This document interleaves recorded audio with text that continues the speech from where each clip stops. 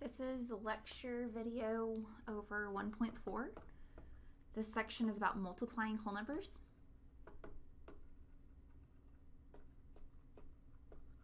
Ooh, the handwriting. Sorry about that.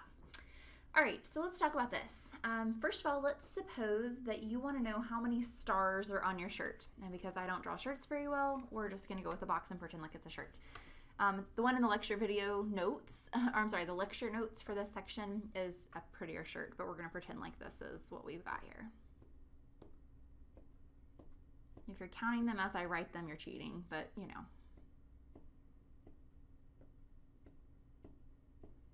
Don't judge the stars. Okay.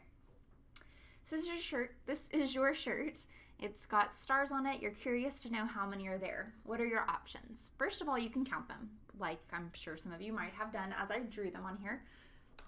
The other way that you could do it is you could use multiplication.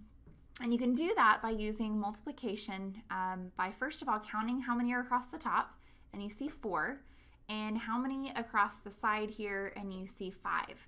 So if you have 4 columns and 5 rows, you're actually saying 4 times 5, which is 20. Or you could say that there's 5 in this row, 5 in this row, 5 in this row, and 5 in this row. You counted 5 4 different times, right? 1, 2, 3, 4. So adding 5 and 5 and 5 and 5 4 different times is the same thing as multiplying 4 times 5, because both of those ways you're getting 20. All right, so let's move on and look at some vocabulary terms. If my computer will cooperate. Okay, so here's the vocabulary terms I would like you to copy down. The first one is factors, the numbers that are being multiplied together. And you can see that the 4 and the 5 here are the two numbers we're multiplying together. And so those are both your factors. The product is the answer to a multiplication problem. So when we multiply the two factors, 4 and 5 together, we end up with a product of 20. Okay, let's look at the different ways that you can write multiplication out. It could be 4 times 5 equals 20. It could be 4 times with a dot, 5 equals 20. It could be parentheses used to separate the 4 and the 5, but notice there's no add or subtract sign between them. They're just touching, which also means multiply. Or one of the numbers could be in parentheses to tell us multiplication. And it doesn't matter really which one it is, but typically this is the familiar or the most popular way to write it when you're using parentheses with one of the numbers. But everything on the board that you see, every bit of that means to multiply. This one is going to be the least popular as you move into more algebra heavy courses, because that x that represents multiplication also will represent an x, something you don't know, or a variable as you get into deeper, harder, more difficult math. All right, so 3 times 4 is 12, and 6 times 0 is 0, and 4 times 8 is 32. All right, what am I showing you with this? I'm showing you that you can write problems in different ways, and I also want to remind you of this rule right here, that any number, any non-zero number, multiplied times 0 gives you an answer of 0 every single time. So if this is 1/2 times 0, it equals 10, or 326,000 times 0 equals 0. Okay? What happens when we multiply numbers where there are multiple numbers happening?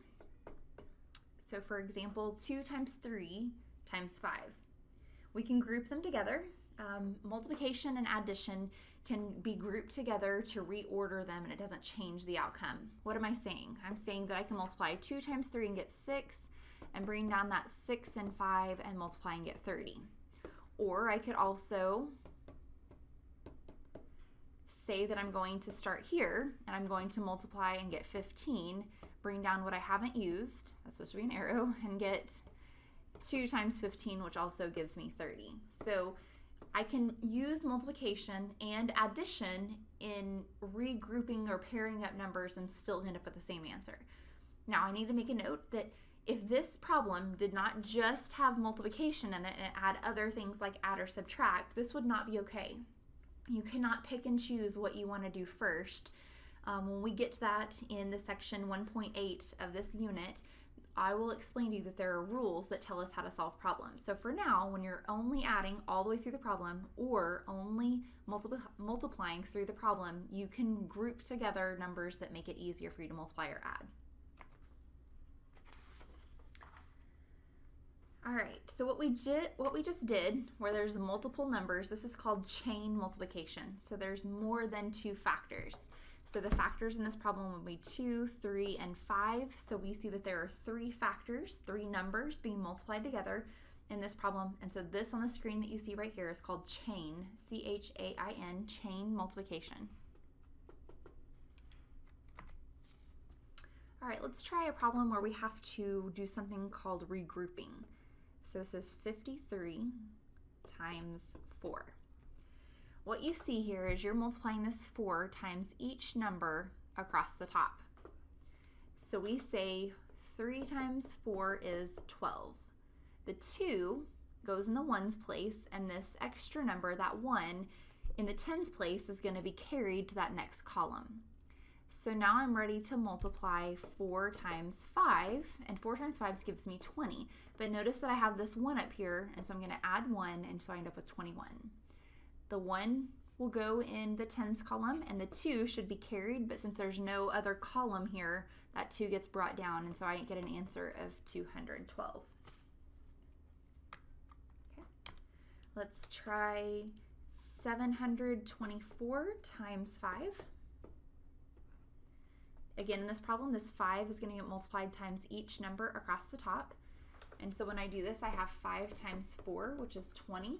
I'm going to keep the 0 in the ones place and carry the 2 to the second column. I'm going to multiply the 5 times 2 and I get 10. I had a number carried, so I'm going to add that carried number and I get 12. The 2 is going to stay in that column and that 1 gets carried to the next column. So now I have 5 times 7, which is 35. I have one number that's carried right here, so I have plus 1, so this ends up being 36. The 6 stays in that column, and the 3 would be carried to the next one, except for there is no other column, so it just gets brought down. So 3,620 is going to be my final answer for this one. All right, we're going to talk about another little shortcut to multiplying numbers with the zeros. And so first of all, let me give you this little setup here.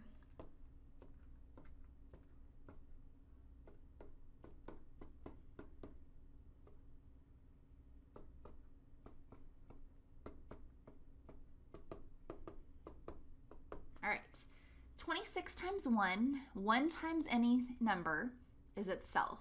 So we end up with 26. I want you to realize that there are zeros added to all of these other ones. But if you took off all those red zeros, you see 26 times 1 in every one of these problems. So what I want to point out to you is that 26 is going to be a part of all of these answers. The rest of the answer comes from how many zeros there are. And so that's how we're going to get our answers. We multiply the numbers we have or we see, and then we add zeros or just tack on zeros at the end of our answer.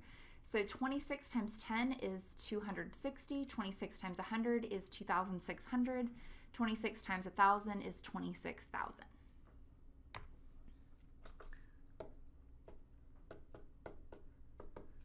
$59 times 1 is 59. I see 1 0, and so this becomes 590. 74 times 100. I see 74 times 1, which is 74, and then I see 2 zeros, and so 7,400 is that answer. I see 803 times 1,000. So 803, oops, sorry, it's supposed to be blue. 803 times 1 gives me 803. And then I have 1, 2, 3 zeros that get added on here. So 803,000 is that answer. These are fairly easy because the numbers that we have to multiply at times is just 1. So we were able to bring these right over and then just tack on the zeros that each of the numbers over here had. So these were fairly easy. What happens if it doesn't work that well? Well, we have 75 times 3,000. So first of all, let's start with the zeros.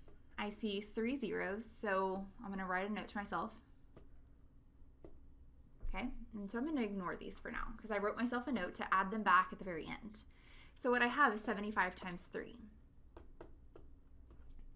So I'm going to multiply, and I get 3 times 5 is 15, carry your 1.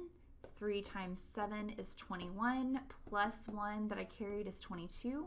There's the 2, there's no column there, so the other 2 comes down.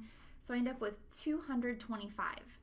This was my answer if the original problem was 75 times 3. But since we have those zeros, here we are at this next step, and so I write my answer that I found from multiplying and then add my 3 zeros. So here's how I found my answer. All right, let's try another one. 150 times 70. I know that's not how you read these, but I exaggerated the fact that there are zeros. And I'm going to write myself a note that I need 2 zeros at the end. Okay, so now I'm multiplying 15 times 70, or 7, 15 times 7. So I'm going to do 7 times 5 is 35. Here's my 5, carry the 3, right? Stays in the ones place, gets carried to the top of the next column. And then I have 7 times 1, which are these numbers here that I'm multiplying, and I get 7. I carried that 3, which is going to be adding 3, and so I end up with 10. The 0 goes in that column, and the 1 gets carried, but there's no other column, so 105 is what I have as an answer. Now I add my 2 zeros, 1, 2, and I separate with a comma, and I get 10,500 to be this answer.